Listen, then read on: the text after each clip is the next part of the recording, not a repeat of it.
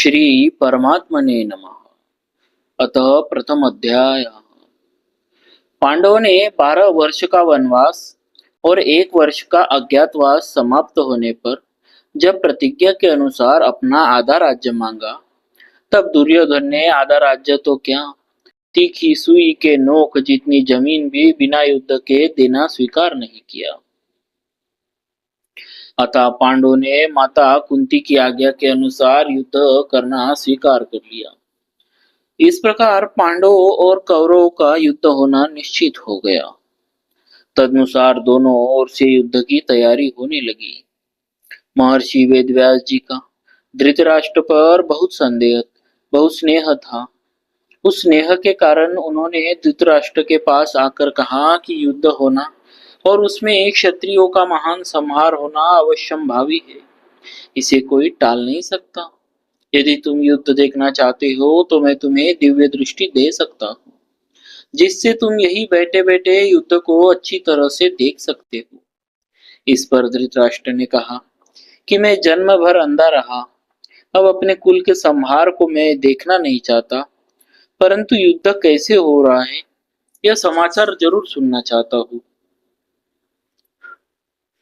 तब व्यास जी ने कहा कि मैं संजय को दिव्य दृष्टि देता हूँ, जिससे यह संपूर्ण युद्ध को, संपूर्ण घटनाओं को, सैनिकों के मन में आई हुई बातों को भी जान लेगा, सुन लेगा, देख लेगा और सब बातें तुम्हें सुना भी देगा। ऐसा कहकर व्यास जी ने संजय को दिव्य दृष्टि प्रदान की। निश्चित समय के अनुसार कुरुक्षेत्र में युद्ध आरंभ हुआ। 10 दिन तक संजय युद्ध स्थल में ही रहे।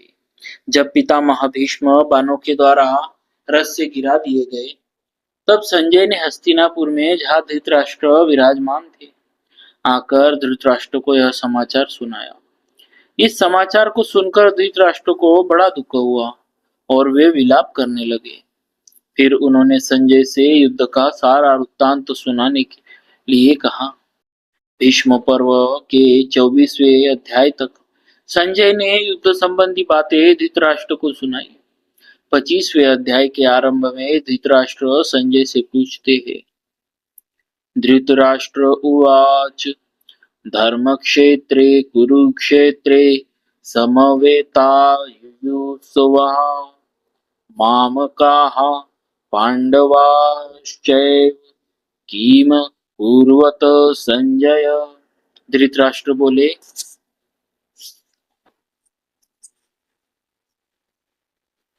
धर्मक्षेत्रे कुरुक्षेत्रे, कुरुक्षेत्र में देवताओं ने यज्ञ किया था। राजा कुरु ने भी यहाँ तपस्या की थी। यज्ञादि धर्ममय कार्य होने से तथा राजा कुरु की तपस्या भूमि होने से इसको धर्म भूमि कुरुक्षेत्र कहा गया है। यहाँ धर्म क्षेत्रे और कुरुक्षेत्रे पदों में क्षेत्र शब्द देने में धृतराष्ट्र का अभिप्राय यह है कि अपनी कुरुवंशियों की भूमि है।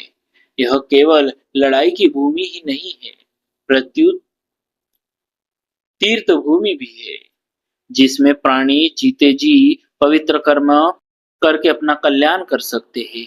इस तरह लौकिक और पारलौकिक सब तरह का लाभ हो जाए, ऐसा विचार करके एवं श्रेष्ठ पुरुषों की सम्मति लेकर ही युद्ध के लिए यह भूमि चुनी गई है। संसार में प्राय 3 बातों को लेकर लड़ाई होती है, भूमि, धन और स्त्री। इन तीनों में भी राजाओं का आपस में लड़ना मुख्यतः जमीन को लेकर होता है। यहाँ कुरुक्षेत्र पद देने का तात्पर्य भी जमीन को लेकर लड़ने में है। कुरुवंश में धृतराष्ट्र और पांडु के पुत्र सब एक और हो जाते हैं। कुरुवंशी होने से दोनों का कुरुक्षेत्र में अर्थात राजा कुल की जमीन पर समान हक लगता है। इसीलिए कौरवों द्वारा पांडवों को उनकी जमीन न देने के कारण दोनों जमीन के लिए लड़ाई करने आए हुए हैं। यद्यपि अपनी भूमि होने के कारण दोनों के लिए कुरुक्षेत्र पद देना युक्ति संगत, न्याय संगत है, तथापि हमारी सनातन वैदिक संस्कृति ऐसी विलक्षण है कि कोई भी कार्य करना होता है तो वह धर्म को सामने रखकर ही होता है। युद्ध जैसा कार्य भी धर्म भूमि तीर्थ भूमि में ही करते हैं, जिससे युद्ध में मरने वालों का उद्धार हो जाए, कल्याण हो जाए। अतः यह कुरुक्षेत्र के साथ धर्म क्षेत्र पद आया है। यहाँ आरंभ में धर्म पद से एक और बात भी मालूम होती है कि अगर आरंभ के धर्म पद से धर लिया जाए और 18वें अध्याय के अंतिम श्लोक के मम पद से म लिया जाए तो धर्म शब्द बन जाता है। अतः संपूर्ण गीता धर्म के अंतर्गत है, अर्थात धर्म का पालन करने से गीता के सिद्धांतों का पालन हो जाता है और गीता के सिद्धांतों के अनुसार कर्तव्य कर्म करने से धर्म का अनुष्ठान हो जाता है।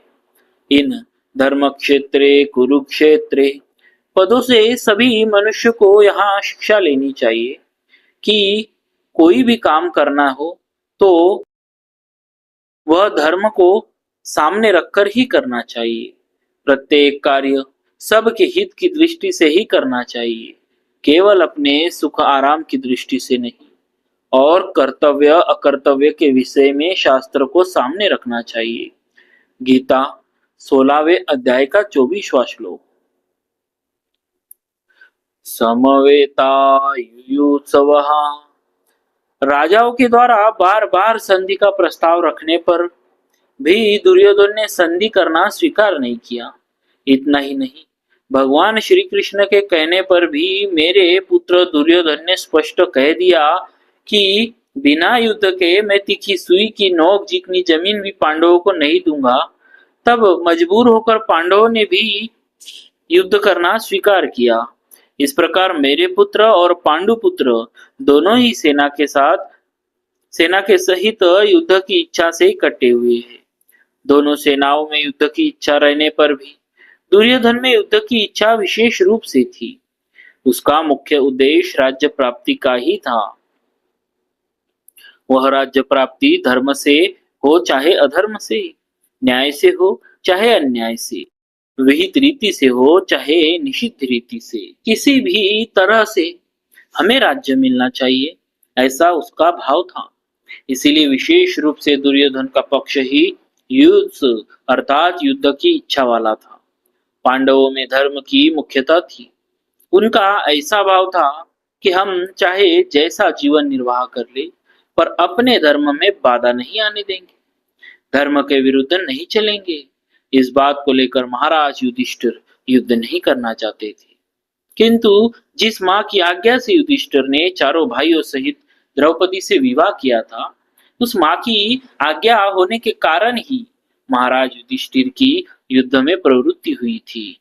अर्थात केवल माँ के आज्ञा पालन धर्म से ही युधिष्ठिर युद्ध की इच्छा वाले हुए। तात्पर्य है कि दुर्योधन आदि तो राज्य को लेकर ही युयुत्सु थे, पर पांडव धर्म को लेकर ही युयुत्सु बने।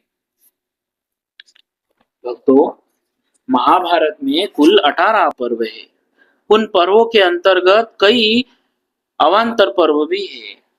उनमें से भीष्म पर्व के अंतर्गत यह श्रीमद् भागवत गीता पर्व है, जो भीष्म पर्व के 13वें अध्याय से आरंभ होकर 42वें अध्याय में समाप्त होता है। वैशंपायन और जन्मेजय के संवाद के अंतर्गत धृतराष्ट्र संवाद, धृतराष्ट्र संजय संवाद है और धृतराष्ट्र तथा संजय के संवाद के अंतर्गत श्री कृष्णार्जुन संवाद है। संजय का जन्म गवल गण नामक सूत से हुआ था। ये मुनियों के समान ज्ञानी और धर्मात्मा थे।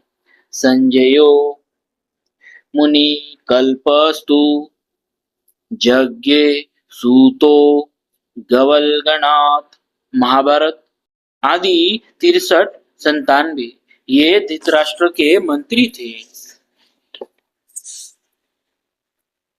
यावन्धि तीक्ष्णया सूच्या विद्धे दग्रेण केशो तावदेव परित्याजं भूमेर्नः पांडवान् प्रति। महाभारत उद्योग 127-25। माता कुंती बड़ी सहिष्णु थी। कष्ट से बचकर सुख, आराम, राज्य आदि चाहना यह बात उसमें नहीं थी।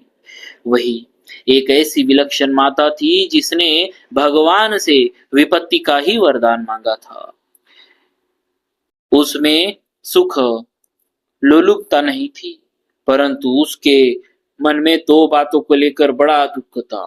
पहली बात, राज्य के लिए कौरव पांडव आपस में लड़ते, जो चाहे करते, पर मेरी प्यारी पुत्रवधू द्रौपदी को इन दुर्योधन आदि दुष्टों ने सभा में नग्न करना चाहा, अपमानित करना चाहा।